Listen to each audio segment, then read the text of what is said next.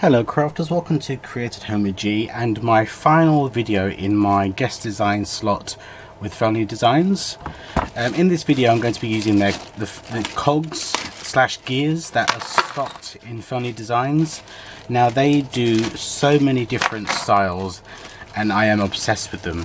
I absolutely love their cogs. Very well made, beautiful designs, and I just love them. You're also going to need 4 photo frames, and I got these 2-pack from Poundland. I've already done 2, but I'm going to do one with you on camera. But we're going to do a steampunk lantern together. So this is a 2-pack and this is a 6x4, so you can obviously do whatever size you choose, but you are going to need 4. So let's get this unwrapped. You're going to need hot glue. You're going to need, I'm using black gesso, but you could use acrylic paint. You're not going to need any of the inners, so I'm going to take all of the stand off, the glass. I'm even going to pull these tabs out as well. You're not going to need them. You're also going to need some is it vellum? Yeah, you're going to need some vellum. I couldn't think what it's called, crafters. So let's take this all apart. Let's take these out. What I'm going to do is turning my frame upside down so we have this well. We're going to work within that well. And I've got my hot glue. I'm not too sure if it's going to be hot enough yet. But I'm going to be using my hot glue to position my cogs into place, and then I'm also going to go over them with the hot glue. So I'm basically sandwiching my MDF cogs in the hot glue, so I've got it on the frame and then hot glue over the top as well.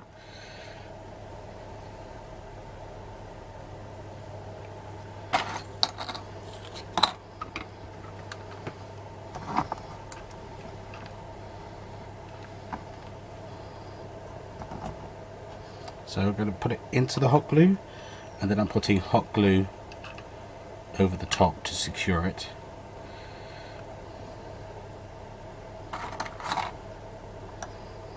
What I'm trying to do is, where I am putting the cogs, I do want them to kind of interlock with the teeth. So I do want it to look like they are working cogs.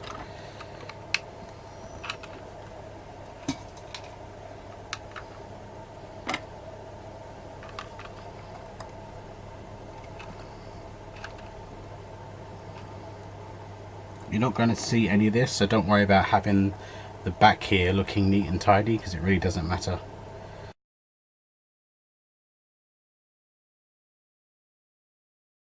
I'm going to put some on the frame as well. The thing is, crafters, with this particular home decor piece, there's no right or wrong. You put the things where you want them.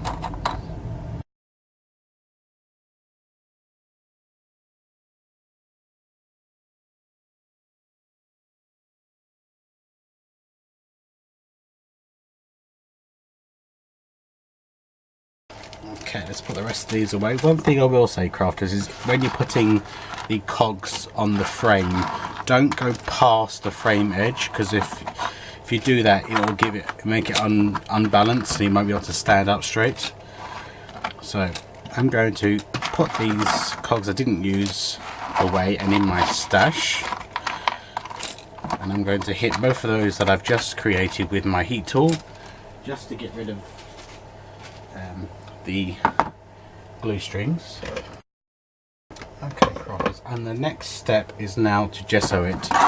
Now I'm going to gesso the front and the back, but I'm going to leave the sides until we've actually done the putting together. Then I'll go back and gesso the sides, because it might chip off and it's just easier to do it after rather than before. So I am going to paint. And I will use different size paint brushes, because obviously I need to get in to some of the crevices of some of these cogs. So I will use different sized paint brushes to do that. if you haven't, the one item that I haven't mentioned that you'll need, well, you don't actually need it, but one thing that I'm going to use is something called Inca Gold, and it's actually a gold color one. It's the gold color, and I'm going to be using that as well. But if you've got gold acrylic paint, you could use that. If you've got another ink of gold that it's not gold, you could do silver, you could do bronze, whatever really. But again, you don't need to have the particular brand I'm using. There's lots of different brands out there, and you can just use acrylic paint if you wished.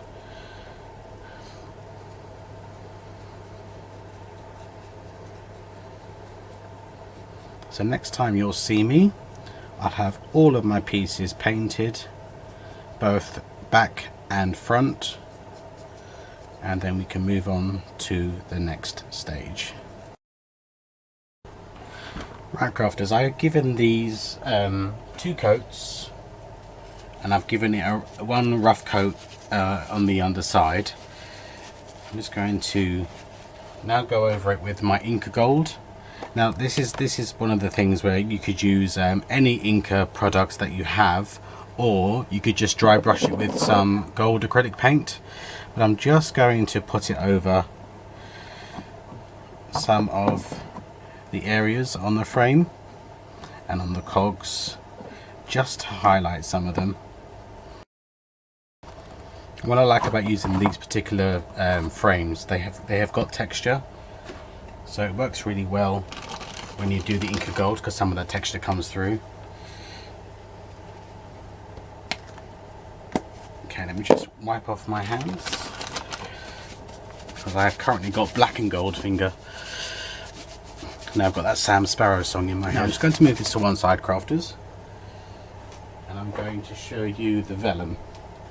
Now this vellum is stocked in my store, createdhomewithg.com.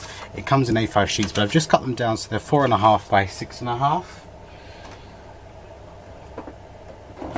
I'm going to bring these back, and I'm going to attach them to the back of these frames using the art glitter glue.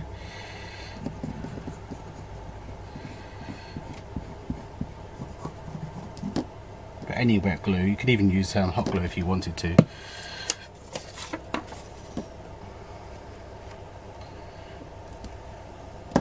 Smooth them out.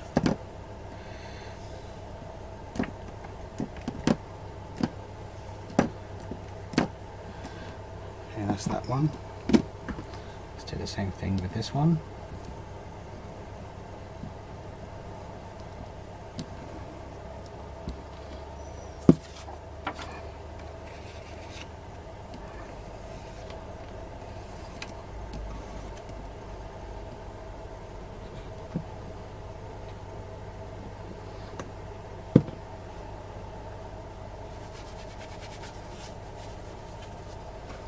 And now it's time for some E6000, so I'm going to put some E6000. Now you can use any strong wet glue that you have. There's quite a few different options for super glue out on the market, but I'm going to use the wet glue and the hot glue, because obviously the making sure that I've got my things where I want them. Yep. Because the super glue takes longer to dry.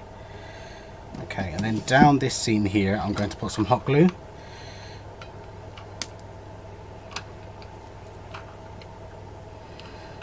Just to be thorough, just to be secure. Now I need to bring over the other half. Okay, so this is one of the halves that I've done already. Like I said, I'm not going to, I didn't worry about doing the edges because we'll do those at the end. So now I need to make sure that this is all where I want it to be. And I need to put some, so this is going to go like that. So I need some wet glue and hot glue.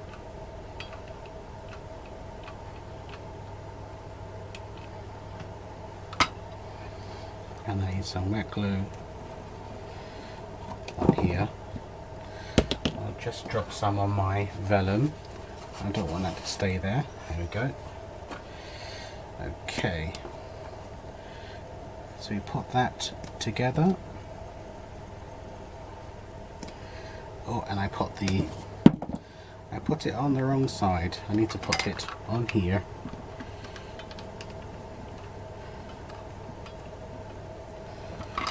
Okay.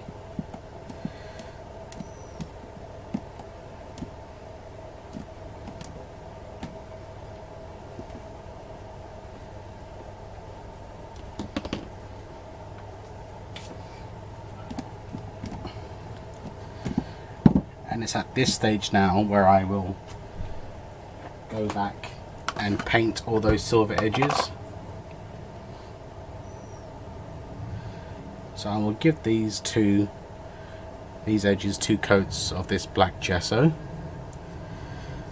and then I will come back with the lights down with the candle on the inside to show you the finished piece.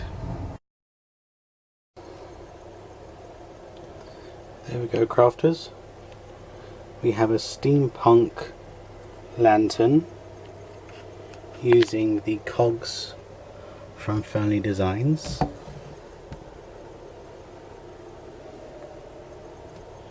And I really like the way it turned out.